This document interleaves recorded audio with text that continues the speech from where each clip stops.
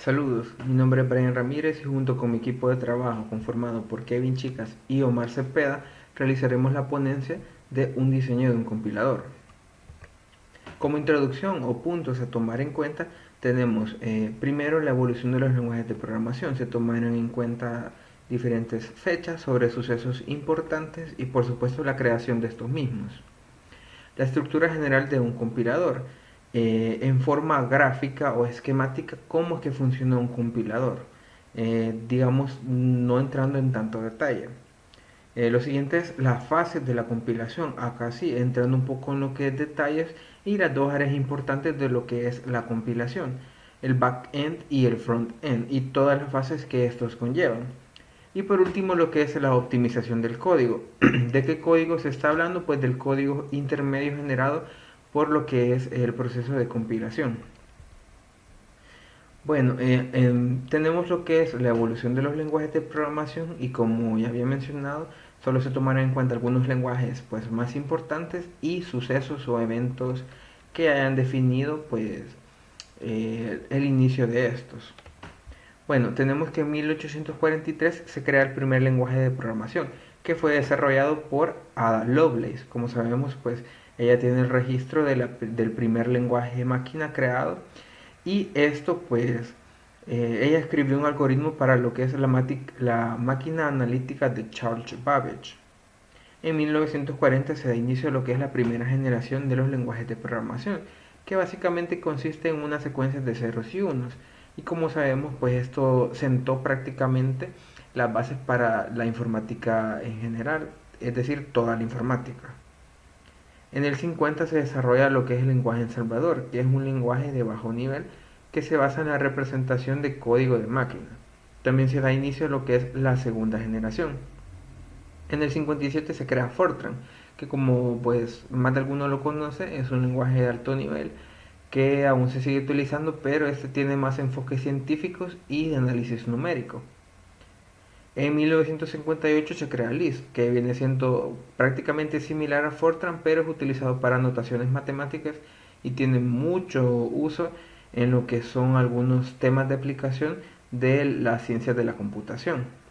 En el 59 se da inicio a la tercera generación, donde se crea COBOL, que principalmente pues tiene una aplicación más a lo que es la programación empresarial. En el 64 se diseña BASIC. Más que todo se diseña para simplificar un poquito más las cosas, para hacerlo un poquito más robusto, este lenguaje de alto nivel, pero tuvo su boom o popularidad en los años 70.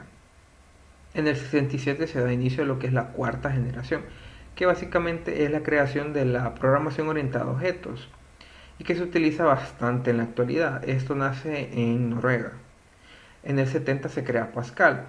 Esto es algo bien curioso porque es creado por un profesor suizo para mejorar lo que es el entendimiento de la programación en general y de las estructuras a sus estudiantes. También inicia, lo que es la quinta generación. Esto fue hecho por Japón a finales de la década de 1970 y su objetivo era crear una nueva clase de computadores que utilizaran técnicas y tecnologías en base a la inteligencia artificial. En el 72 es creado el lenguaje C, que se desarrolló para los sistemas. Y cabe mencionar que muchos lenguajes están basados en este. También digamos que esta es una parte bastante importante, ya que muchas herramientas, sistemas operativos, incluso lenguajes de programación están basados en lo que es este lenguaje. En el 83 se crea C++, que es un lenguaje de programación diseñado por Björn Struckstup, con la intención de crear y extender el exitoso lenguaje de programación C. En el 87, Larry Wall crea lo que es la versión 1.0 del lenguaje Perl. En 1991, Python, que es un centro de investigación holandés de carácter oficial, decidió empezar el proyecto como un pasatiempo, dándole continuidad al lenguaje de programación ABC y del que también gran parte de su equipo de trabajo habían desarrollado, habían formado parte de un equipo de desarrollo. En 1993 es creado Ruby, que es un lenguaje de alto nivel creado por Yukihiro Matsumoto en Japón y fue lanzado en el 95. En ese mismo año, en el 95, se crea el lenguaje de programación Java, que fue originalmente desarrollado por James Gosling de Sun Microsystems, la cual fue adquirida al final por la por la compañía Oracle, perdón, y publicado en 1995. En ese mismo año se crea JavaScript y se define como un lenguaje orientado a objetos, basado en prototipos, imperativo y debidamente tipado y dinámico, diseñado por Netscape Communication, Mozilla Foundation y PHP, creado por Rasmus Lertoft. La primera encarnación de PHP era un conjunto simple de ficheros binarios Common Gateway Interfaces. Bueno, después de haber más o menos entendido un poquito lo que es la historia de los lenguajes de programación, vamos con lo que es la estructura general de un compilador. Básicamente este esquema nos resume qué es lo que hace un compilador. Podemos verlo como que esta parte del compilador fuese una cajita, ¿verdad? Similar a una función, solo que en este caso ingresa un programa fuente, ¿verdad? Se realizan procesos y fases y por último tenemos una salida. ¿Qué es esta salida? Pueden ser diferentes código objeto, como lo puede ser un lenguaje máquina, un código binario, etcétera. Algo importante del compilador es el mensaje de error o también los manejos de errores. Esto se hace por medio de manejos de errores. Ya que nosotros podíamos bien omitir esta parte, pero el compilador siempre seguiría su función normal, ¿verdad? De transformar un lenguaje fuente a una salida. Pero en este caso pueden haber errores. Y es cierto, nos va a dar una salida, pero en este caso estaría errónea y no sería concordante con el programa fuente. Acá tenemos lo que es un poquito más textual, lo que es el proceso de la compilación. Y como ya sabemos, pues el compilador es un programa que básicamente traduce un programa fuente a otro que es equivalente al escrito, ¿verdad? Cabe recordar que un compilador tiene dos fases, las cuales son una fase de análisis y es la estructura que le da estructura y significado al código fuente, y la otra fase de síntesis, en la que se genera el programa objeto.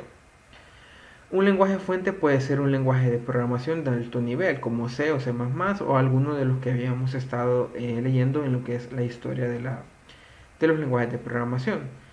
También entra el lenguaje que se especializa para alguna disciplina específica dentro de las ciencias de la computación, ¿verdad? Incluso puede ser algún lenguaje poco conocido y pues siempre se va a estar utilizando lo que es la compilación. La salida tiene que ser un código ensamblador.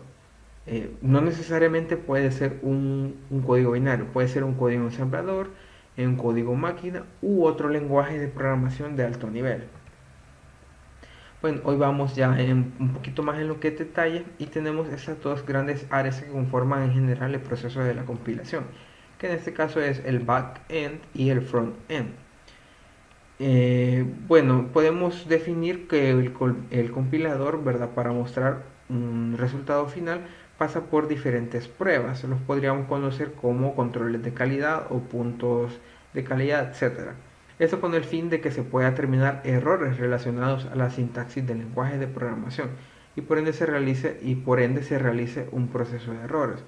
Como ya les mencionaba, pues si realmente no está bien definido lo que debería de hacer el compilador o en este caso este proceso en sí, pues vamos a tener lo que es un lenguaje intermedio malo, ¿verdad? Y esto nos va a generar una salida errónea.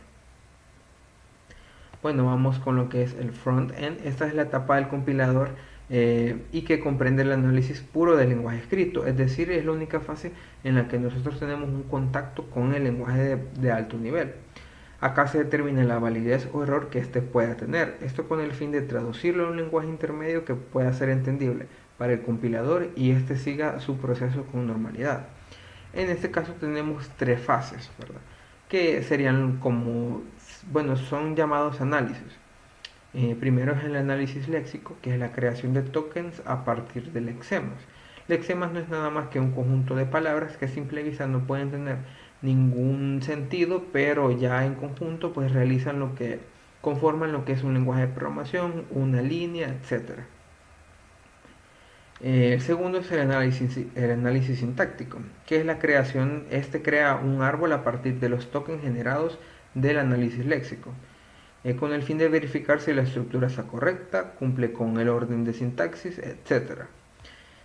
Acá tenemos, por ejemplo, una estructura básica de un if, Y acá vemos cómo se desglosa en este árbol. ¿Qué hace? En pocas palabras, el análisis sintáctico: verificar que se cumpla bajo una sintaxis de X lenguaje, que esté todo en orden, ¿verdad? Que, por ejemplo, acá siga un orden, ¿verdad? Según la sintaxis. Y como también mencionaba, pues realmente no existe un compilador maestro, sino que estos siempre se realizan en base a qué necesito como una salida y qué lenguaje de origen tengo.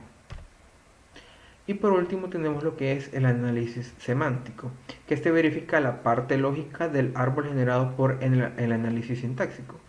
Por ejemplo, ¿qué verifica este? Si un tipo de dato es correcto, si algún identificador haya sido pues creado al principio del programa, si existen acciones válidas o inválidas en este caso, u operadores no definidos. Prácticamente en este esquema pues nos resume, ¿verdad?, lo que es el análisis léxico. Acá están los tokens o IDs. Y por último el análisis sintáctico, y en base a esto es que trabaja el análisis semántico. Bueno, y el backend, que es la parte donde se traduce el código intermedio, generado por el frontend. Este también incluye lo que son tres fases. La primera es la generación de código intermedio, que es lo que pues toma lo que generó el análisis semántico y crea un código intermedio que facilitará la traducción del lenguaje máquina o ensamblador. Es decir, que se creará solo en código binario. La optimización, que una vez generado este código intermedio, este recorre todo el código en busca de reducir líneas o instrucciones con el fin de acelerar el proceso y también necesitar menos recursos para el procesador. Y por último tenemos la generación de código, que en este caso, como vimos en los esquemas anteriores, este representaría la salida, ¿verdad? Que es la salida en un código binario o un lenguaje ensamblador, pero este siempre tomando al código optimizado, no al código intermedio puro. Y pues acá tenemos un esquema, ¿verdad?, que nos resume prácticamente las dos grandes áreas del proceso de compilación y pues cada una de sus fases. Acá tenemos lo que es el programa fuente, ¿verdad?, el inicio, los tres análisis, el léxico, sintáctico y semántico, que en este caso conformaría lo que es el front-end. Y por último, las tres fases, que es generación de código, optimización y generación de código destino por parte del back-end. Y por último, pues la salida en el lenguaje de objetos. Tenemos también lo que son las tablas de símbolos, definiciones de identificadores, etcétera, y el manejo de errores, que se podría decir que prácticamente esto es una parte intrínseca del proceso de compilación, ¿verdad? Y siempre teniendo en cuenta que esta cajita prácticamente es lo que resume estas fases. Ahora vamos con la optimización de código, que en esta fase se trata de mejorar el código intermedio mediante siguientes criterios. Normalmente se toma el criterio de reducir líneas, pero cuando es un lenguaje de programación, cuando es un código bastante extenso, entonces sigue los siguientes parámetros, que es tiempo de ejecución, espacio de memoria utilizado, recursos de procesamiento utilizados y extensión del código. El código optimizado deberá funcionar igual que el código de partida, pero cumpliendo algunos criterios de optimización. Podemos tomar esto como que, por ejemplo, cuando estamos en matemáticas y nos piden reducir expresiones. Si nosotros evaluamos la expresión al principio y después al final, pues debería darnos teóricamente el mismo resultado. Entonces lo mismo pasa con esta fase de optimización. También tenemos que la optimización y el tiempo invertido en esta fase depende de cada compilador. Como les mencionaba, no existe un compilador maestro, sino que se hacen depende de lo que se necesite, existiendo una gran variación uno con otro. En aquellos que se realiza la mayor optimización, a lo que se les denomina como compiladores optimizadores, se invierte mucho tiempo en esta fase. Hay optimizaciones simples que mejoran en forma considerable el tiempo de ejecución del programa destino, sin reducir demasiado la velocidad del proceso de compilación. Estos últimos son, digamos, los que más se utilizan cuando es un proceso que se podría decir que se hace de un solo, la compilación, ¿verdad? En el caso de estos compiladores optimizadores, pues digamos que se podría decir que es como una segunda función que nosotros podemos tener para la generación del código final. Bueno, y aquí tenemos lo que es un ejemplo básico de un compilador. Tenemos esta fórmula financiera, ¿verdad? Digamos que esto nos puede representar una línea, una X línea de lenguaje, como pues menciono, entre más grande es, entre más estructuras tengamos, entre más pesado, o sea, por así decirlo, el código, pues vamos a tener mucho más código generado, mucho más código por optimizar y un árbol mucho más largo. Bueno, en este caso comenzamos con P igual C más I por 60. Eh, lo que se realiza, lo que continúa después es lo que es el análisis léxico, que es separarlo por identificadores. En este caso P sería el identificador 1, C el identificador 2, G y el identificador 3. Por el momento esta se mantiene igual como una constante, no se le da ningún tipo de asignación. El siguiente paso es que el análisis sintáctico pues realiza lo que es el árbol sintáctico y utiliza para verificar las diferentes formas gramaticales del lenguaje definido, ¿verdad? Estos ya pues son definidos por el X lenguaje que nosotros utilicemos y varía, depende de cada uno, depende de todo el extenso, digamos, menú de lenguajes de programación que nosotros tenemos, pues así va a variar también lo que es la estructura y sintaxis y reglas que tenemos que respetar. Por último, el análisis semántico se encarga de verificar aspectos lógicos, como por ejemplo que los identificadores existan, estén bien declarados, coincidan los tipos de datos, ¿verdad? Por ejemplo, acá se le agrega ya que es un entero, etcétera. Y por ejemplo, como sabemos que el identificador 1 es P, pues este va a tomar un valor numérico, ya sea double, int, y que pues acá donde se maneja lo que es la parte de los errores, ¿verdad? Si identificador 1, digamos, fuera igual a una letra, pues ahí ya estaría malo, entonces ya es ahí donde el compilador entra en acción y pues determina, ¿verdad?, que hay un error y hay que solucionarlo por parte del usuario. Bueno, a continuación va una parte que es la generación del código intermedio para que este pueda ser optimizado. En este caso se utilizan, por así decirlo, variables temporales. Acá en este caso tengo una variable temporal 1, que acá sí le agrego, ¿verdad?, el dato y el tipo de dato que es. Luego tenemos lo que es la variable temporal 2, que es el ID por temp1. Este ID 3, como vimos al principio, pues es I, ¿verdad? Acá tenemos esta parte, digamos que vamos como desglosando estos, vamos desglosando cada una de las acciones que nos da esa línea o instrucción. Temp3 pues va a ser la suma del ID2 con temp2, que en este caso sería C más I por 60. Y por último tenemos que el identificador 1, que era P, va a ser igual a temp3. ¿Qué pasa con este código? Este es el código intermedio, pero no está optimizado. El compilador necesita optimizarlo para ahorrar recursos, para hacerlo más rápido, etcétera. En este caso, pues, digamos que esta optimización ya no se centra tanto en lo que es los procesos, sino que digamos que esto es como que fuese una previsión. ¿Por qué previsión? Porque yo ya conozco qué pasó acá. Entonces, por ejemplo, acá ya no necesito agregarle el tipo de datos. Directamente tengo con que la variable temporal 1 va a ser igual al ID3, que en este caso es I por 60. Y directamente termino con ID1, que sería P igual C, más esta multiplicación, que sería I por 60. Básicamente así es como funciona, digamos, y como repetía, entre más extenso sea nuestro código, pues mucho más grande va a ser esta parte, se va a llevar mucho más tiempo, igual que estos árboles se van a generar mucho más grandes, y también va a pasar con los tokens o identificadores.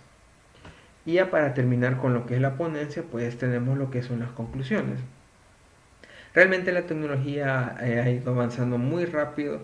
Los lenguajes prácticamente de programación son lo esenciales bajo lo que funciona toda la informática, todo lo que nosotros conocemos, las herramientas, las utilidades, etcétera. Y como sabemos que pues esta es una parte bien importante, bien intrínseca en nuestra vida, pues también tenemos que, digamos, darle bastante importancia a lo que son sus componentes.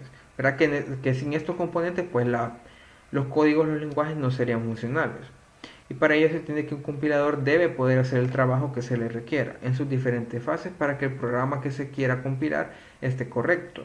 Y en el caso que no lo esté, pues el compilador lance los respectivos errores que sean necesarios para que el usuario o programador, en este caso desarrollador, pueda corregirlos y que el proceso continúe con toda normalidad.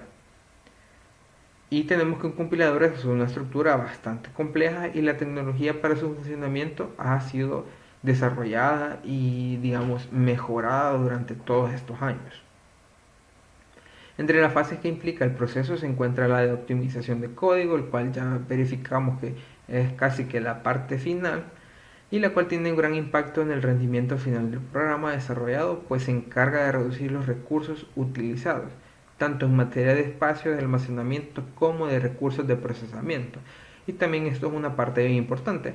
Tal vez, por ejemplo, en el código que nosotros utilizamos de ejemplo no se vea tanto, pero ya en un lenguaje mayorcito, ya en un código mayor, sí es bastante importante, como sabemos, pues mantener la fluidez y la rapidez de los sistemas, que en este caso solo se desarrolla optimizando líneas de los lenguajes de programación. Muchas gracias por la atención.